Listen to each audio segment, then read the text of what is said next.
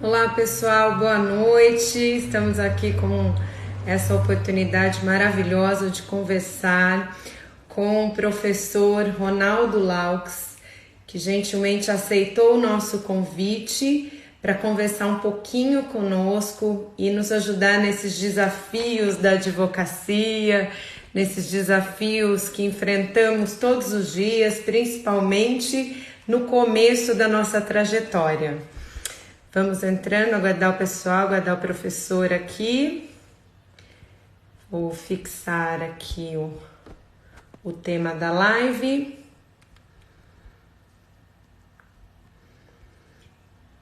Boa noite, pessoal. Boa noite.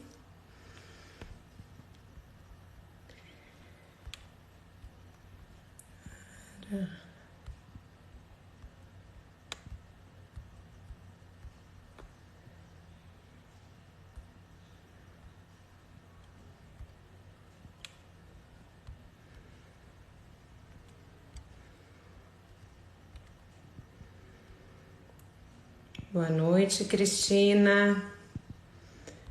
Vamos entrando.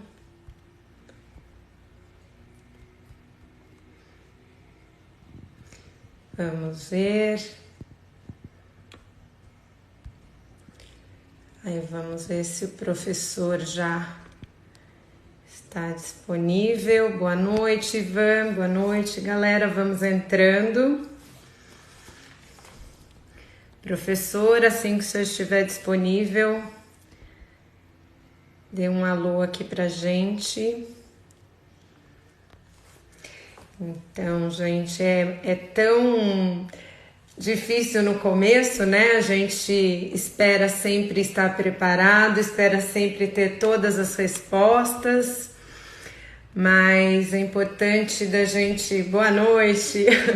A importância da gente se dispor a entrar na arena, mesmo diante das nossas fragilidades, das nossas inseguranças, e é para isso que o professor hoje vai nos ajudar a manter o equilíbrio, a trazer dicas para que possamos agir com segurança. Boa noite, Keila. Boa noite, todo mundo. Vamos entrando. Estou aguardando, deixa eu ver se eu acho aqui o professor. Só um minutinho. Aê, professor. Boa noite, professor.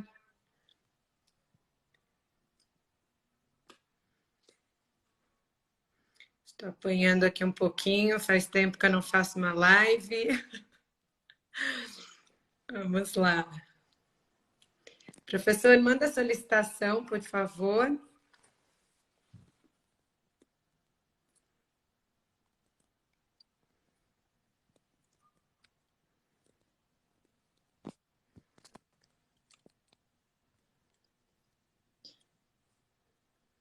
Olá.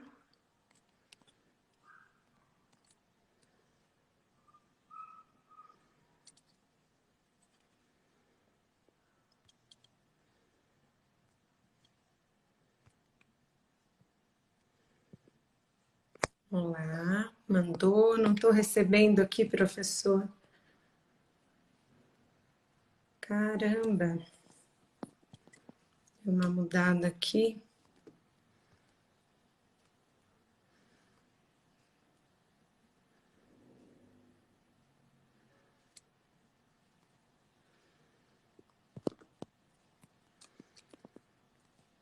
Uhum.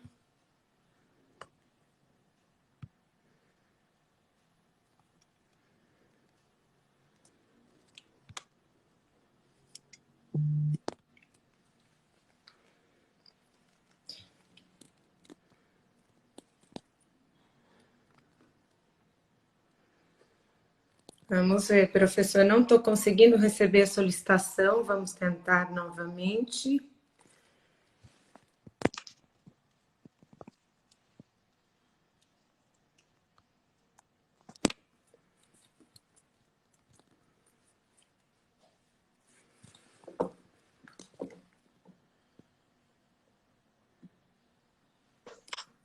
Foi.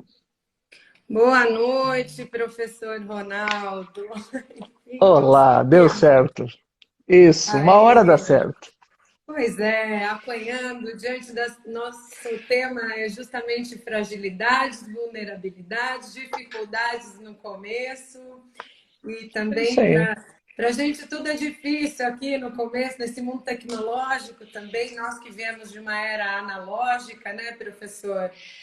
verdade. E todo dia temos que nos ressignificar, temos que entrar em contato com, ter a humildade de uma criança para reaprender, né, professor? Perfeito, perfeito. Eu te digo o seguinte, Francine, eu vou te chamar de Francine, tá? Eu vou tirar o doutor e o doutora, inclusive, tire também, Não, sem né? formalidade. Se Então tá quiser tirar o bom. professor também, tira, me chama de Tá Ronaldo, que estamos bom. em casa. Ronaldo, Fran. Tá bom, professor. Ó, Ronaldo. gostei, Fran ficou melhor ainda. Fran, toda Francine Fran. tem que virar Pronto. Fran, né? Fran. Isso. Muito bem. Fran, assim, esse negócio de tecnologia, começando já por aí, né? Esse negócio de Sim. tecnologia para os advogados já é um problema. Tanto para os velhinhos como eu, quanto para os jovens. Não é uma exclusividade dos velhos, não. Eu vejo o pessoal do direito, assim, a gurizada, para quem eu sempre dei aula, claro, agora já está surgindo, já tem uma gurizada que já está sabendo melhor isso aqui.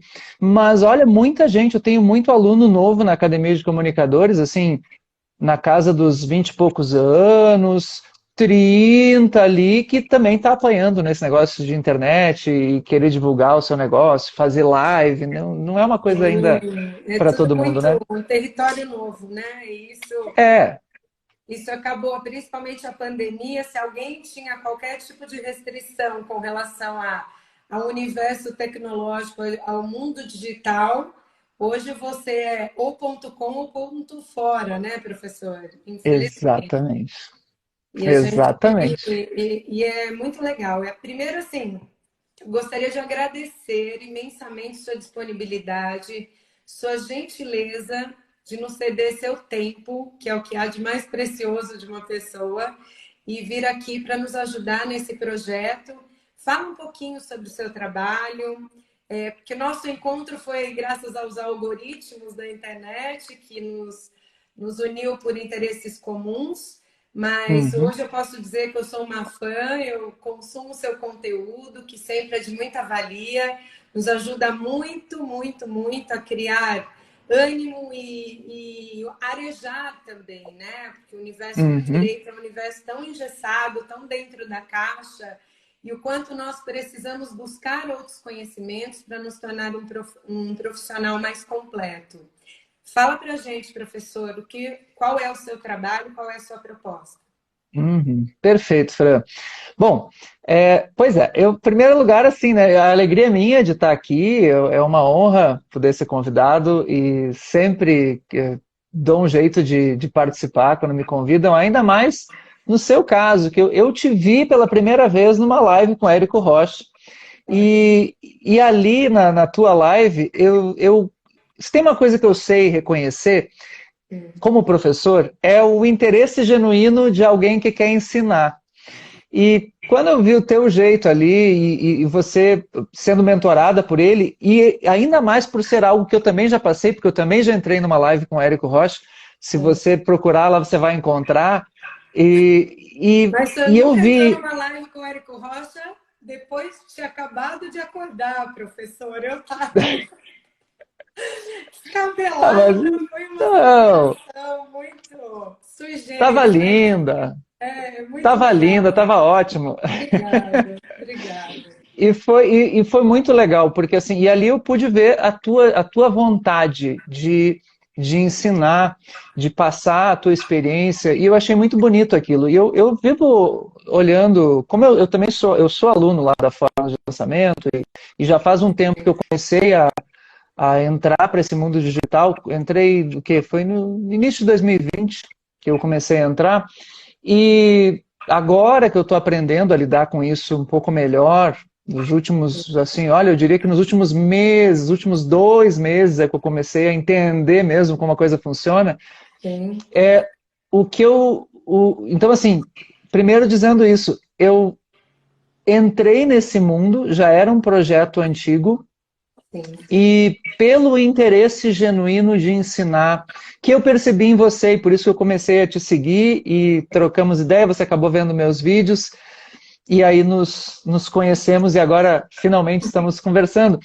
E o meu lance é o seguinte, eu durante anos fui professor em faculdade de Direito, durante 16 anos eu dei aula na faculdade, até 2019, até o final, não, até 2019. E fui coordenador de curso de Direito também durante muitos anos, foram entre um cargo e outro, até coordenação geral de curso, foram 12 anos. Então, foi muito tempo. E aí, eu costumo dizer que eu conheço o advogado ab ovo, né? O advogado do início, assim, porque eu sempre dei aula para aluno iniciante, e aí veio a sacada da caixa. Eu comecei a perceber ao longo do tempo que o aluno de Direito, ele tem uma grande dificuldade de comunicação, por incrível que pareça. Não era para ser assim, né, professor? Não, Afinal de contas, pois é. Teoricamente, o advogado é sempre aquela pessoa que gosta de falar, é a mais comunicativa de todas as profissões, teoricamente, mas... Pois é. Não é? O motivo dessa trava, né, professor? É doido, né? É paradoxal. É uma coisa que eu fiquei... Bom, a minha história foi essa. Desde que eu fui aluno do curso de Direito, eu quis fazer Direito. Eu costumo dizer que eu era o tímido ingênuo, porque eu tinha a ingenuidade de achar que no curso de Direito eu iria me destravar, que o curso iria me ensinar a me comunicar melhor. E não, o curso não ensina isso, o curso ensina direito, mas não ensina comunicação no direito. E mesmo direito, ele deixa uma série de lacunas. Né? E mais, ele te coloca na tal da caixa. O que é a caixa que eu falo e que eu percebi ao longo de anos com os meus alunos no curso de Direito? Os alunos, eles ficam numa caixa cheia de restrições em termos de crenças limitantes. Eu coloco assim, uma caixa tem 6 lados, né? Certo. Então, esses 6 lados, eu inclusive explico isso num webinário sobre o chamado oratória fora da caixa, em que a caixa tem 6 lados, e esses 6 lados são os lados que aprisionam o aluno de Direito. O primeiro lado é o fundo da caixa, que é a vontade de lidar com o poder. O aluno vai para a faculdade de Direito com uma ambição, que é uma ambição de lidar com o poder, de algum modo. Né? Qualquer cargo no mundo jurídico te dá um certo poder, seja cargo de concurso ou como advogado, você tem um poder. Imagina, um advogado ele tem a vida de outras pessoas nas mãos. Sim. Tal qual um médico tem o corpo da pessoa, o advogado tem a vida em termos de relacionamento social. Então é uma baita responsabilidade. E o aluno vai para o curso de Direito com um certo deslumbramento até por esse início. Às vezes ele tem esse deslumbramento antes, porque ele viu muito filme americano, muito seriado, muito Suits, essas coisas assim, e ele está empolgado. Tem aquela visão, né, das mulheres poderosas, até esses dias Isso. A expectativa e realidade. Isso. É aquele dia a dia do advogado ralando e muitas dificuldades, pegando ônibus, chegando atrasado em audiência e tudo isso, né, professor? Exatamente. Nada. Exatamente. Então ele vai com essa expectativa. Aí a realidade vai se mostrando, como você colocou naquele post, né, que não é bem assim. Desde o período de estágio ele já vai começando a ter contato com isso. E dentro da faculdade existem as paredes da caixa, que eu digo que são as paredes da caixa. Quais são as paredes? Né? Você tem o formalismo, né? O formalismo ele acaba engessando. O aluno ele não está acostumado com o ambiente formal e cada vez ele está menos acostumado com esse ambiente e é formal e você precisa lidar com isso e o formalismo ele vai engessando o aluno no que diz respeito à espontaneidade para falar, para ser criativo para falar, para ter tranquilidade para falar. O segundo lado da caixa é o excesso de crítica O aluno, quando entra para o mundo do direito, ele já automaticamente já entra numa cultura de crítica, né? Nós todos temos isso, nós somos muito críticos. Então não é um ambiente de feedback, é um ambiente de crítica. E competição, E né? E muita competição. competição. É Isso, muita uma das competição. coisas, assim, só fazendo um parênteses, não querendo Faça. interromper seu raciocínio, mas uma das razões pelas quais nós decidimos começar esse projeto foi justamente dar as mãos para esse advogado, porque não tem respaldo. A gente, desde o Uhum. começo, às vezes eu lembro de chegar, às vezes, num fórum, toda acanhada, meu Deus, e agora? O que é para eu fazer? Que tipo de guia eu tenho que recolher? Parece que é vergonhoso aprender, parece que é vergonhoso errar. É como se fosse sabe, um atestado de incompetência desse profissional. Quando, na É, verdade, o errar, o entrar na arena, é isso que torna a gente melhor. Eu aprendi exatamente. muito mais nas ações que eu perdi do que nas que eu ganhei, né? Então, isso.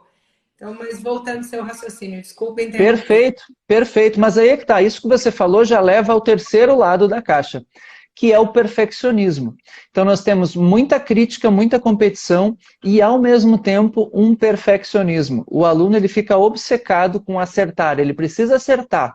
E ele é estimulado a isso. Os professores acabam criando essa cultura através da ideia, começa na ideia do gabarito.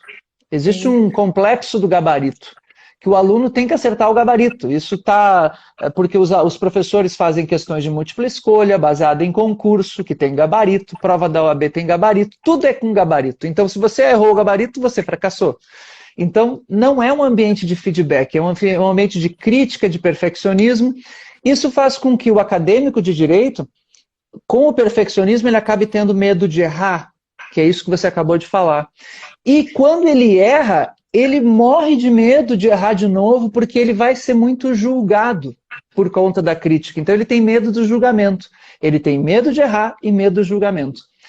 E aí tu tem o quarto lado da caixa, que é a justificativa. Nós do mundo do direito nós aprendemos que tudo tem que ser justificado. Né? Nós temos que usar o nosso senso crítico para isso. Você vai fazer um pedido, esse pedido tem que ter uma justificativa e bem Fundamental. fundamentada. Né? E aí o que acontece? Olha que louco, a justificativa, o fundamento, é talvez a maior arma que todos nós temos que ter no mundo do direito para sustentar o direito de alguém.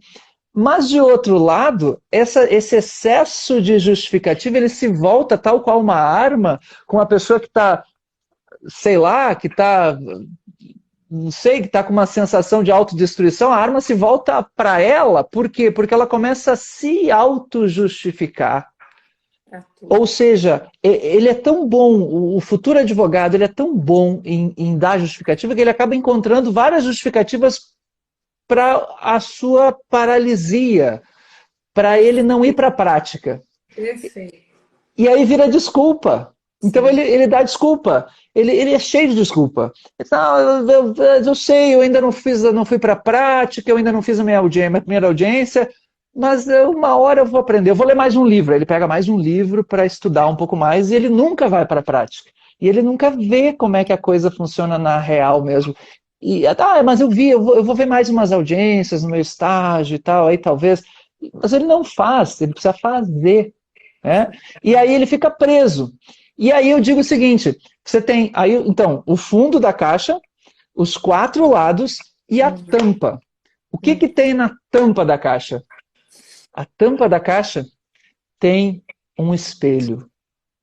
Um espelho.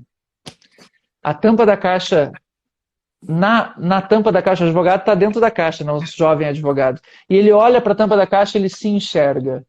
E ali é o ego dele, é a vaidade. Tudo aquilo que ele não aprendeu, ele não quer mais colocar em prática. E ele fica parado, ele prefere, eu vou fazer um concurso então. E ele vira um concurseiro eterno e ele não vai para a prática. E ele Um desiste por eterno vaidade. estudante, né? Porque é um eterno estudante, é que ele vai fazer a É, pós-doc, meta, blá, blá, blá, PhD, isso. for para o exterior e nunca tem a coragem de entrar na arena de combate, porque nunca Exatamente. está. Uma vez, até isso que você está falando faz tanto sentido. Eu lembro até da infância, né? Outro dia eu vi uma analogia, não lembro onde foi que eu vi isso, que hoje o jovem, ele procura tanto estar especializado, ter conhecimento, é como se fosse a criança. Eu lembro de quando eu era criança, chegava num sítio, estava tendo um churrasco e tinha piscina. E a minha mãe, Uhum. às vezes, não lembrava de levar roupa de banho. E eu e as minhas irmãs, a gente via aquela piscina, eu quero entrar na piscina. A gente entrava do jeito que estava. Entrava de Aham. camiseta, de short, de roupa e depois via o que ia fazer. A criança hoje é assim, se eu não tiver com a boia, eu vejo pelos meus filhos. Se eu não tiver com a minha boinha de braço, se eu não tiver com a minha máscara não sei o quê, se eu não tiver com o snorkel tal, com o meu pé de pato. Então, trazendo isso para a vida do direito, é mais ou menos É, isso. É o tempo todo é, se preparando e nunca aproveitando as oportunidades que a vida dá, né? E acho que é. o direito é uma área tão vasta de tantas demandas, tantas novidades, tudo tão dinâmico, e a gente fica lá naquele mundinho, eu vi outro dia, não vou lembrar onde foi também, que os cursos de direito são cursos do século XVIII, feitos por professores do século XIX para alunos do século XXI, entendeu? Gente, é muito estagnado, é tudo É. muito retrógrado, né, professor? Exatamente, E como exatamente. sair dessa caixa, professor? Como sair? Pois é. Como sair da caixa? Bom, primeira coisa, se você quer aprender a sair da caixa, hoje, especialmente hoje, já que eu tinha essa live contigo, hoje eu já comecei a abrir as inscrições para o webinário Oratória Fora da Caixa para profissionais do direito. Maravilha! Né? Eu vou virar sua aluna, professor. Oh, vai ser uma honra, né? Vai ser uma Delícia, alegria. Está delícia. o webinário Oratória Fora da Caixa, as inscrições estão abertas, está no meu link da bio, tá? E ele vai acontecer em abril, é dia 15 de abril, então eu já estou abrindo as inscrições bem cedo já. E é um Maravilha. evento gratuito online, tá? É um webinário. Então basta você assistir lá, eu vou explicar como funciona essa caixa em detalhes, por que que você está dentro dela, e também vou explicar os 7 passos para você sair da caixa. São 7 passos para você destravar e conquistar a confiança e a persuasão. O meu trabalho todo é em termos de comunicação, tá? Eu ensino advogados, profissionais do direito de um modo geral, a conquistarem uma fala confiante e persuasiva. Então é um curso, esse webinário é um webinário de oratória, e claro, no mesmo dia eu abro as inscrições para a Academia de Comunicadores, que é o meu curso completo, onde lá, quem quiser se aprofundar, são 142 aulas, e é uma mentoria, são aulas gravadas e ao mesmo tempo são 7 sessões de mentoria em grupo, em que você tem exercícios e tal. Ótimo. Isso aí depois, né, lá no webinar eu explico tudo para quem quiser. Mas assim, para sair da caixa, tá aí a receita completa. Mas é óbvio que aqui eu vou te dizer o primeiro grande ponto para sair da caixa. Eu diria assim, a primeira coisa que você deve fazer, o primeiro grande passo é autoconhecimento. Vou dizer o primeiro e o segundo passo, tá? Primeiro passo, autoconhecimento. Você precisa saber como você está hoje. Como você está hoje. Aliás, inclusive, juro que eu vou parar de fazer propaganda, mas já que eu Ó, estão tocou nesse perguntando assunto. aqui, professor, estão perguntando para quem Uhum. não é advogado, também pode entrar no seu webinário? Pode. Pode assistir o webinário. Ele é grátis para qualquer um que queira. Claro que o foco vai ser para profissionais do direito, mas lá eu vou dar várias dicas que podem ser que se apliquem à tua vida, né, com certeza, tá? Então Maravilha. pode se inscrever, é gratuito, vai lá. Tá. E assim, ó, o que que eu. Ah, sim. Quando você se inscrever no webinário, inclusive, você vai receber um bônus já de cara, assim, que é um teste de autoconhecimento para você saber o nível que está a sua oratória. Tá? Então você se inscreve no webinário, completa a inscrição, confirma no e-mail, você já vai receber em seguida um e-mail com uma aula de meia hora em que eu explico como você faz um diagnóstico sobre qual é o teu nível de oratória. E esse eu diria que é o primeiro passo, você saber em que nível você está. Fazer Será um que eu estou num nível... diagnóstico, né? Um Você entende? diagnóstico.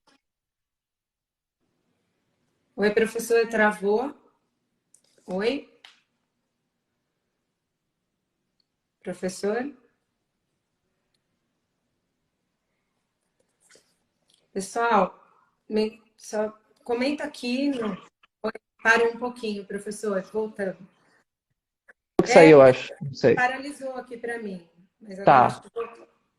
tá.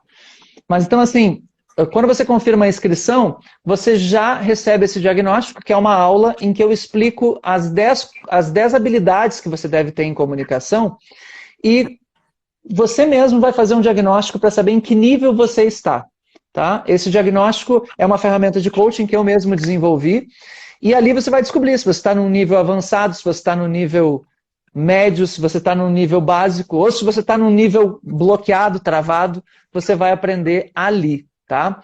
É bem massa. Não é porque fui eu que inventei, mas é bem massa. As pessoas gostam porque elas vão descobrir, inclusive, uma ideia do nível em números. É o diagnóstico que eu chamo de 90 de 100.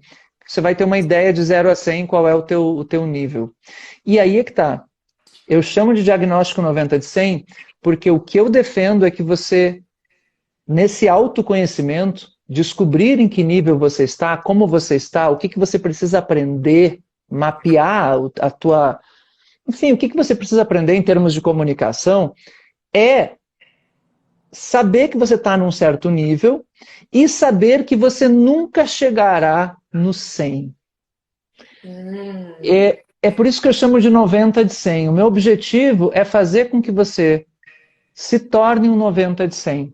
E por que 90 de 100? 90, 90 e poucos de 100, mas nunca 100. Nunca sei. Porque é impossível nós sermos 100 em termos de comunicação. Tudo muda.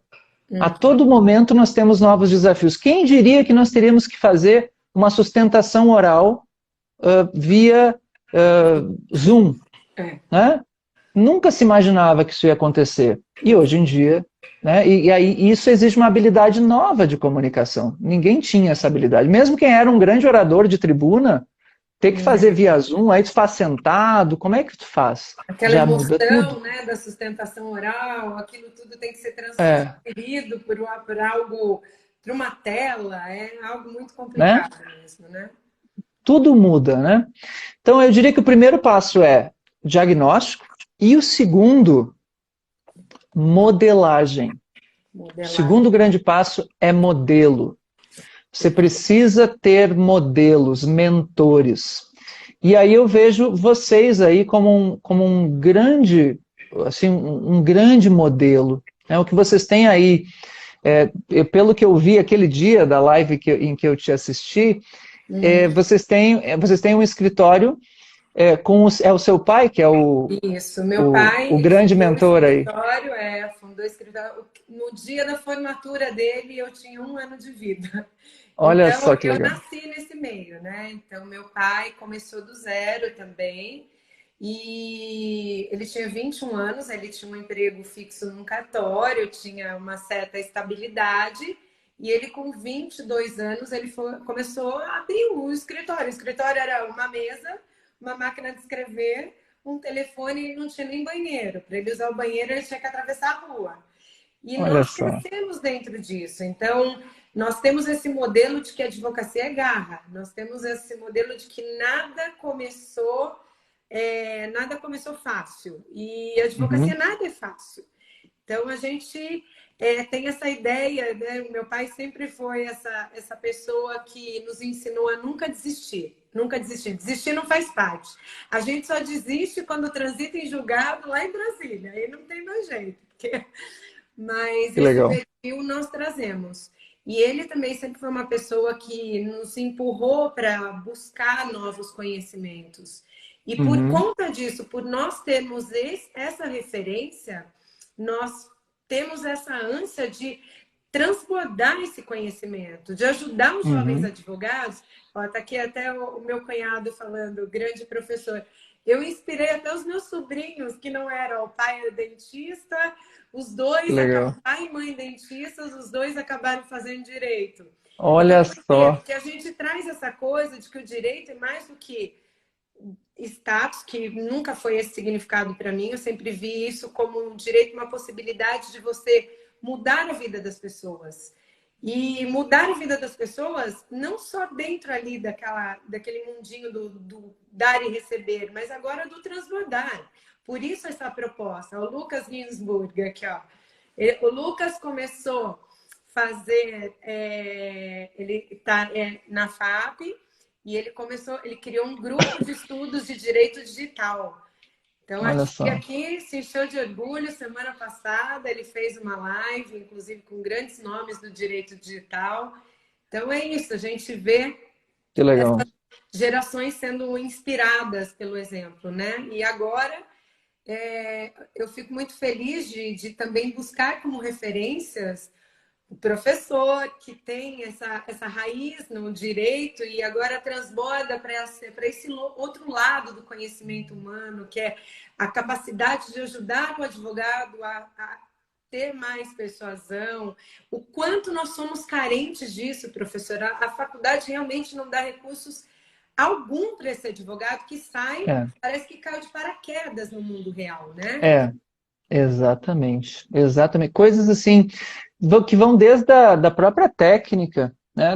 Hoje mesmo eu vi um vídeo, eu não sei se é sua irmã, Priscila, É minha irmã, Priscila. eu vi Isso. nesse mesmo perfil, né, marciano.adv, eu vi ela falando sobre um vídeo que eu achei, olha, tão simples e tão necessário, em Uhum. que ela falou sobre o que que era mesmo sobre a O comportamento na audiência, né? A isso, o forma. comportamento na audiência, isso, a forma na audiência, né? Então, assim, uma questão de ordem, ela falou, né?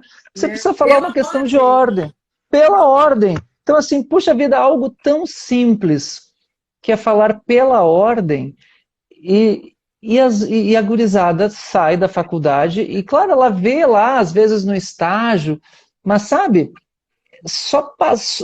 parece que alguém precisa dizer que a coisa funciona assim, que você deve falar pela ordem em algum momento. E aí entra essa ideia que você colocou aí desse projeto de vocês de levarem os jovens advogados para esse mundo, né, para o mundo da prática, para saberem como é que é isso. E eu acho muito meritório isso, muito acho fundamental. E quisera eu, no meu tempo de estudante, ter alternativas assim. Eu fui um cara que, eu falo da caixa, mas eu fiquei dentro da caixa. E eu saí da caixa, eu praticamente não advoguei, eu fui fazer mestrado. E eu fui fazer meu mestrado, e claro, aí aconteceram outras coisas na minha vida, porque eu me apaixonei por ensinar Uhum. e acabei indo para o mundo acadêmico, e aí me encantei com outras coisas. Mas na época, na minha época de jovem formando, como seria bom ter esse tipo de trabalho, de conseguir ter alguém que guie para essas coisas da vida prática, da vida concreta, e que queira de verdade ajudar. Né? Então, achei muito legal a iniciativa de vocês, Muito e obrigada. tem tudo a ver com o que eu faço. Né? Eu cuido Exatamente. da parte da comunicação em si. Então, achei muito afinada essa ideia de vocês com o que eu já estou fazendo agora. E de uma outra forma, né, no meu treinamento, ele não, eu costumo dizer que é oratória fora da caixa, porque eu ensino o aluno a se comunicar e fazer, a ter a coragem para falar e fazer falas persuasivas em qualquer contexto da vida. E eu digo para eles que eles devem treinar, para eles começarem a sair da caixa, treinar com os assuntos mais inusitados. Assim. O aluno ele precisa ter coragem de treinar a falar de improviso, sabe? De improviso sobre temas os mais variados, as coisas mais fora do direito, para ele começar a se familiarizar a errar. O aluno precisa errar, ele precisa aceitar o erro, senão a coisa não rola, né? Não acontece. Eu falo demais, né? Não cala minha boca, vou tomar um gole d'água para Não, ver se tu fala, professora, Fran. maravilha. O pessoal aqui está comentando, melhor TED Talk. Oh, muito obrigado, que bom. Então, professor, você está falando até hoje, eu conversando com a minha irmã, né, para a gente preparar tudo. Aí a gente comentou, eu lembro de uma vivência, é tão sofrido, mesmo a gente tendo meu pai como referência, que já tinha vivenciado tudo, mas É impossível. Eu lembro nas primeiras audiências que eu falava, e se o juiz falar tal coisa? E se a parte contrária? Daí você chega na audiência e não sabe nem onde sentar. Começa por aí. Meu Deus, onde eu sento? Aonde que eu Uhum. devo falar? Como que eu devo me comportar? E no meio disso tudo está o seu cliente olhando para você, esperando uma segurança que você não tem no começo. Então é penoso mesmo. Chega a É, doer, mas dói, mas passa. Como diz é. né, o sofrimento é necessário, mas passa e a gente evolui muito com isso. Aí eu lembrei de um episódio da minha vida em que eu fui acompanhar um julgamento no STJ em Brasília. Chego lá no STJ, era só para acompanhar, não era para fazer sustentação oral. De repente, a sua conterrânea, ministra Nancy Andrighi, do Rio Grande do Sul, Hum, ela levanta e diz: quem está pelo recorrente? Eu, sentadinha, né? Levantei a mão. dedinho. O dedinho pequenininho. Aí ela vira e diz assim: doutora, tome a tribuna. Eu falei: meu Deus, como assim tome a tribuna? Pensa na cena, uma jovem advogada no meio do STJ, que é o Olimpo, né? E aí, de repente, eu vou até a tribuna, coloco aquela beca tremendo. Aí eu comecei a falar, contar o caso, porque eu sabia o caso de cor e salteado, porque era uma tese nova que eu estava defendendo. Eu comecei a falar e eu estava tão nervosa que eu comecei a chorar. E quando eu saí da tribuna, os advogados vieram, tinha uns colegas ali, doutora, eu sei que emociona. Eu não estou chorando de emoção, não, era medo. Era um medo absurdo. Mas Sim, eu enfrentei. E isso faz com que a gente fique mais forte, né? claro.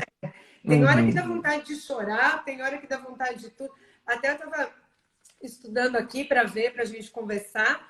Tem uma pesquisa de um jornal britânico que fala que o estudo é o medo de falar em público, que é glossofobia, é isso, professor? E olha, bela pergunta, porque o nome de fato da fobia eu nunca, até vou anotar, porque como é que é o nome que você pegou? Glossofobia. Olha que Glossa vem da interessante. língua e fobia medo. Aham, ah, que Glossofobia. bonito. Olha só, 41% dos entrevistados disseram que o temor de falar em público supera o medo de morte. Por que sim, que isso acontece, professor? Por sim, que a gente é. tem esse medo de falar em público? Pois é, olha só, o medo. Aliás, o pessoal que está vendo aí, eu sei que o pessoal está escrevendo, está comentando, já vou pedir. O pessoal que está comentando, pega esse aviãozinho aí, encaminha essa live para outras pessoas, porque essa parte do medo é importantíssima. Tem vários advogados que precisam ouvir isso. Então encaminhe para outras pessoas E essa não live, são vamos jovens, encher de não, gente. doutor. Não, Professor, não, tem muita gente que se trava na vida profissional com com medo certeza. da aprovação alheia, né? Com certeza. Bom, agora mesmo, na minha última turma agora da Academia de Comunicadores, eu comecei agora a fazer só voltado para profissionais do direito. E nessa última agora, a primeira aula eu já tive com o pessoal e uma das alunas, até ela me autorizou a falar, e eu falei, fiz um story sobre isso, ela há 17 anos é advogada. E ela nunca teve coragem de fazer uma sustentação oral, apavorada, sabe? Ela faz audiência, fala super bem, mas ela morre de medo da tribuna. Então, tem pessoas que fazem sustentação oral, mas morrem de medo de fazer um vídeo. E o que é esse medo? E tem gente que tem medo para tudo. Né? Tem gente que tem medo de fazer audiência, tem medo de fazer tudo. Então, assim, o que é o tal do medo de falar? E por que o medo é tão aterrorizante?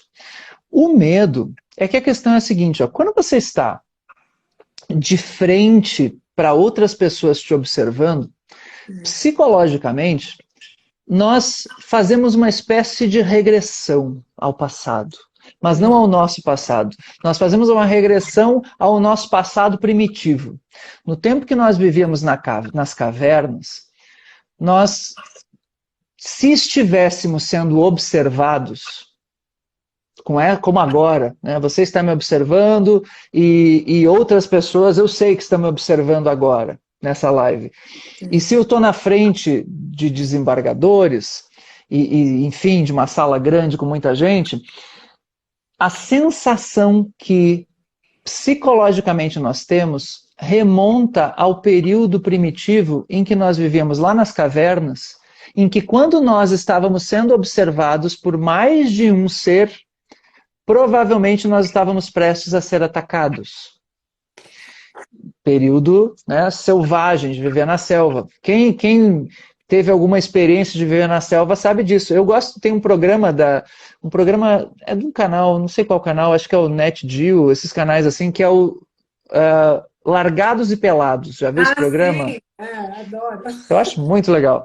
Largados e Pelados é isso. A pessoa tá lá sozinha, aquilo ali mostra um pouco a vida primitiva. Você tá largado lá no meio da selva, qualquer bicho que te observe é porque ele quer te atacar.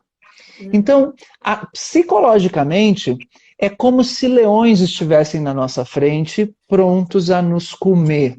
Nossa. Nós nos sentimos como uma presa. E quando eu digo isso, é exatamente assim o que o teu cérebro age. O cérebro, ele tem uma parte que é o cérebro reptiliano, a parte mais primitiva do cérebro, que é o tronco cerebral ali. Naquela parte, o cérebro só consegue fazer uma coisa, ele consegue reagir. Tá? O cérebro reptiliano, ele serve só para reagir. E qual é a reação? São duas reações básicas, luta ou fuga. Luta ou fuga, tá? Então, assim, a primeira, a mais óbvia, que acontece sempre, é a fuga. Por quê? Porque a fuga, aliás, é luta ou fuga, sendo que a fuga pode ser te preparar para fugir ou te preparar para fingir de morto. Então a fuga, ela é de duas formas, ou me preparar para fugir, ou me fingir de morto. E o que esse cérebro faz é exatamente isso. Por uma questão de economia, olha como é que ele funciona. Nós nos sentimos ameaçados e, em primeiro lugar, ele nos prepara para fingir de morto. Porque é como eu vou fugir da situação economizando mais energia. Então, o que ele faz? Ele nos trava. É por isso que nós ficamos travados. O nosso primeiro impulso é de fingir de morto. E aí o que acontece? Nesse primeiro travamento de não falar, tu não consegue. O cérebro ele trava, porque não é para tu falar. E por isso que te dá branco. Não é agora para tu ficar falando, é para tu ficar quieto. Por isso que as palavras não vêm. É para tu ficar quieto. Então a voz não sai. Tu fica travado aqui, a tua garganta fecha. Mais do que isso, olha que louco. O nosso corpo, olha como é se fingir de morto. Digam aí quem está vendo a live agora, diga aí quem é que quando está nervoso para falar em público, sente dor de barriga, vontade de ir no banheiro, seja para fazer o número 1, número 2. Alguns, aí ó, tá aí, tá? Vamos admitir, povo, é isso aí. Sabe? Alguns sentem ânsia de vômito, ficam mal, sentem úlcera, essas coisas assim, né? Azia. Sabe por quê?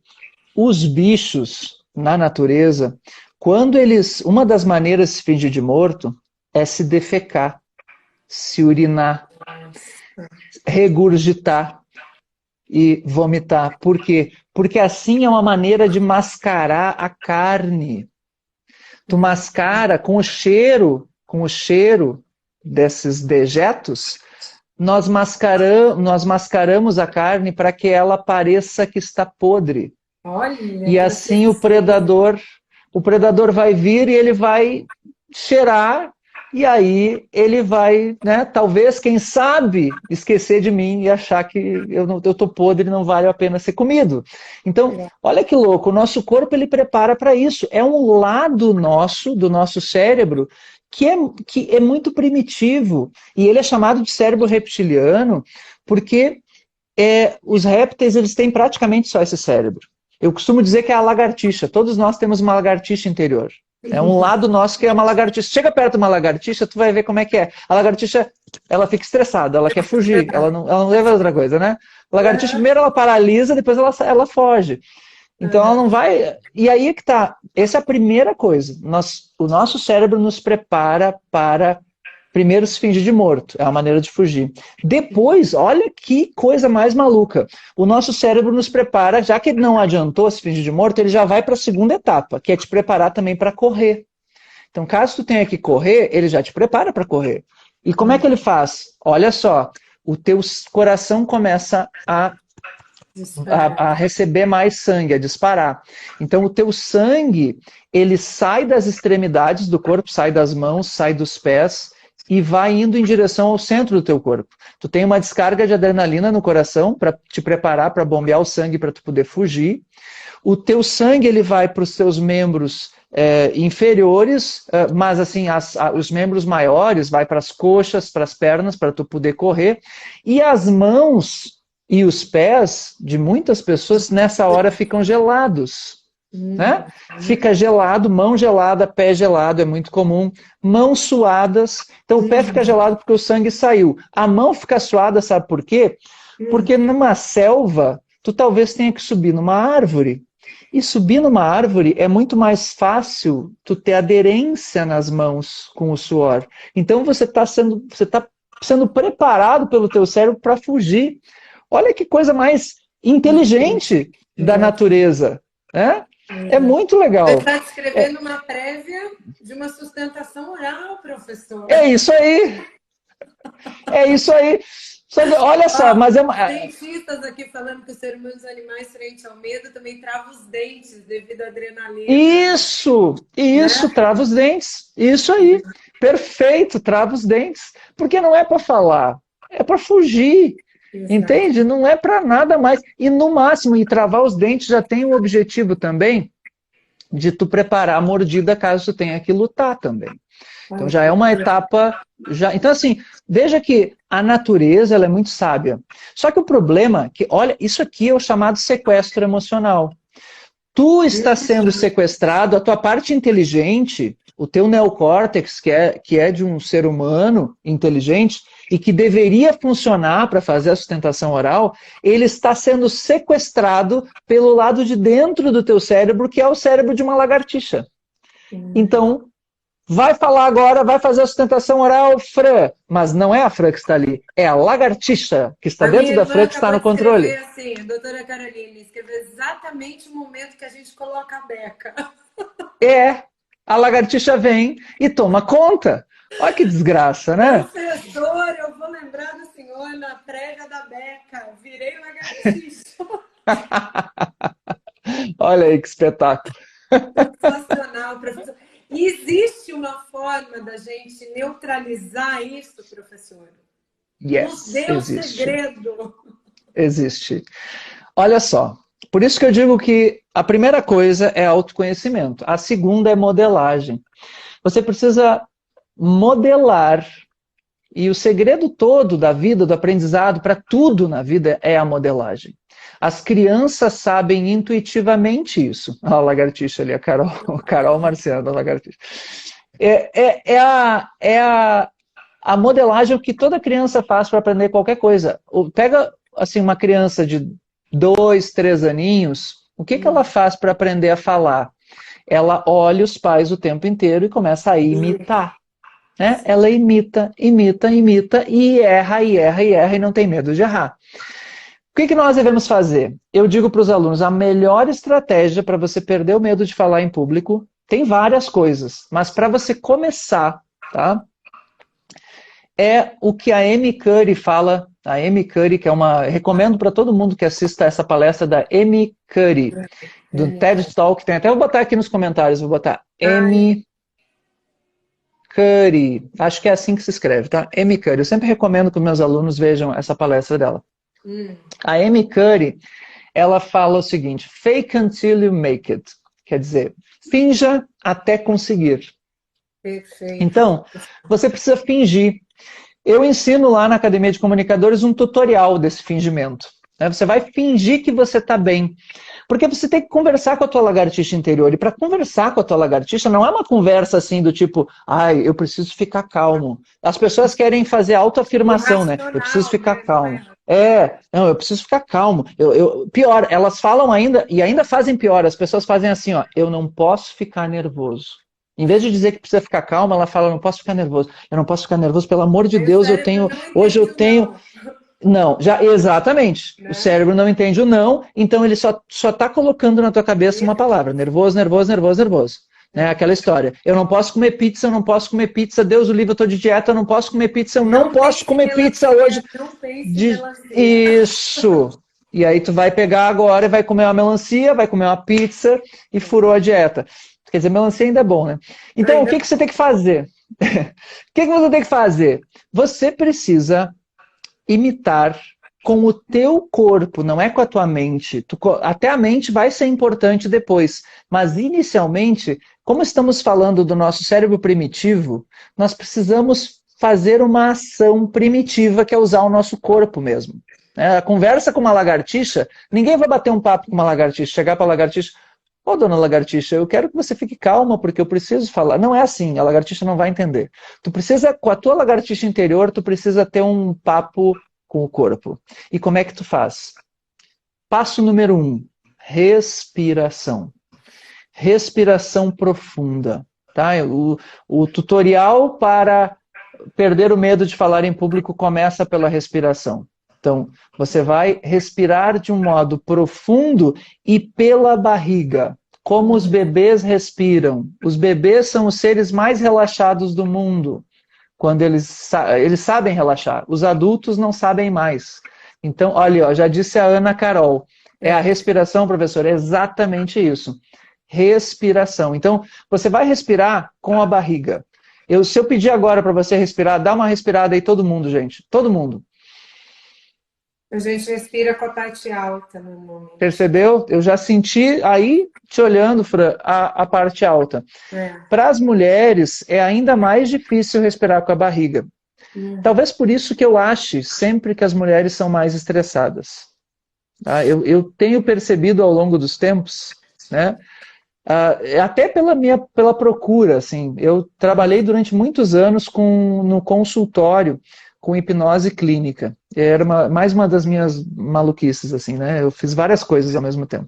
Enquanto eu era coordenador de curso, eu tinha um consultório e atendi durante 7 anos aqui na cidade de Carazinho, Rio Grande do Sul, com hipnose clínica. E a grande maioria das pessoas que me procuravam, especialmente com questões como essa, de medo de falar em público, eram mulheres.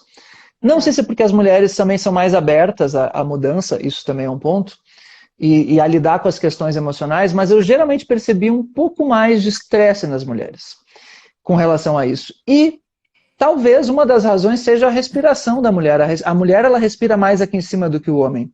E uma das razões disso também é por causa dos órgãos internos. As mulheres têm o útero, que já dificulta um pouquinho mais a naturalmente fazer essa respiração. Mas isso não pode ser desculpa. Todo mundo pode respirar aqui. Geralmente as mulheres também não respiram aqui embaixo com a barriga porque não querem colocar a barriga para fora. Querem ficar com a barriga escondidinha. Né? Então tem que escolher ou lagartixa, ou você fica refém da lagartixa, ou põe a barriga para fora. Escolha. Isso. Barriguda tranquila, dando um show na sustentação oral. Exatamente. Né? Vai ficar elegante, estressada e dura ali na frente. Não rola. Então, assim, ainda mais depois que o teu corpo acostuma, tu até pode ir mudando isso. Mas no início, joga a barriga para fora e respira com ela. Tu vai puxar a barriga aqui embaixo e vai respirar. E aqui vai uma dica para respirar, tá? As pessoas não sabem respirar. Respirar é assim, ó, tu respira bem fundo, puxando o ar pela barriga. Aí, quando tu for soltar o ar, tu precisa fazer a tua expiração se tornar tão longa quanto a expiração ou até maior do que a inspiração. Então, a expiração, ela se torna longa ou até maior que a expiração. Então, assim, conta mais ou menos até 5 e depois solta. E conta até 5 de novo, tá? Eu ensino para os meus alunos, inclusive, o seguinte, tem um tipo de respiração que eu aprendi com esse cara aqui, ó, com o Anthony Robbins. O Poder Sem Limites. Grande Anthony Robbins. Aí, ó, tá aí, ó, esse é o cara. Anthony Robbins, leiam esse livro, já fica de recomendação, tá? Poder Sem Limites. Esse cara aqui é o cara, tá? Anthony Robbins é um dos maiores palestrantes do mundo. E ele ensina essa respiração que eu ensino para os alunos lá na Academia de Comunicadores e que eu vou te dizer agora, que é com 5 segundos, tá? De inspiração. Depois 5 segundos segurando o ar. E depois mais 5 segundos soltando o ar. Tá? 5, 5 e 5. Vou fazer uma vez agora. Vamos todo mundo fazer junto, então. Tá? Primeiro. Vamos lá. Ó.